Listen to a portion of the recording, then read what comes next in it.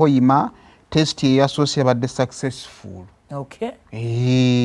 Era nga test eno yakoleddwa ku lunaku olwokuna era nga Minister Fred Byamukama ono nga State Minister wa Works and Transport yabaddewo ng'alaba bw'ati. Era okusinziira ku bigenda mu maaso ne test yasookedde ddala okukolebwa okulaba oba ekisaawe kino kisobola okugwako bulungi ki ennyonyi. Kati ba biggest export yaffe bakadaama abavasaidizeyo tebagenda tuba tubasazeko okusinziira era okusinziira ku biriwo Works Ministry egamba nti nno basuubira okubeera nga by August 13, 2025 tugenda kubeera nga omulimu tugugjeeko engalo. Jjukira nti omulimu gw'okuzimba ekisaawe kino gwalonkiddwa mu 2018. Okay. So muyogeyoge bannayuganda tugenda kufunayo ekisaawe ekirala singa byonna babikoze eki bitambudde bulungi mu ngeri efaanaganako bw'ekyo. Kale Ziri mmeka 53 eddakiika emu tugikozesa ofuluma wano naawe okulaba mugamba mutya abeekawempe bannaaye tuli bulungi tuba tukeera bbala batayimo wano ne Aspower.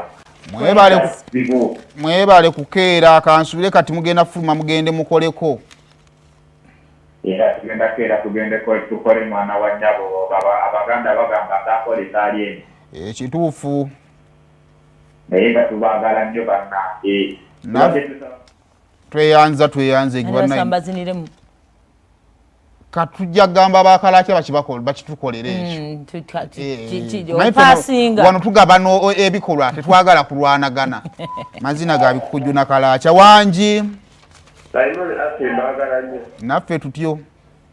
Ono Kaliba mbagala nnyo alekuweereza. Okyaliyo Kaliba. Wadde omanyi nata. Amanyi wagenda ku kyeyo.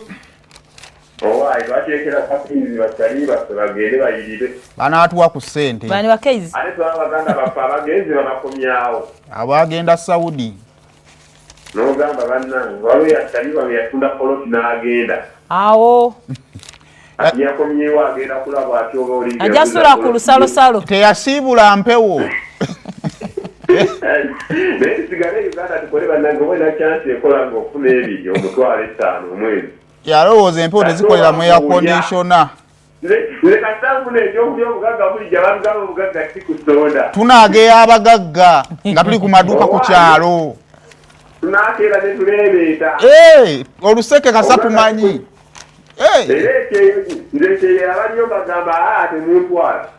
Banaakuleetera amasaati.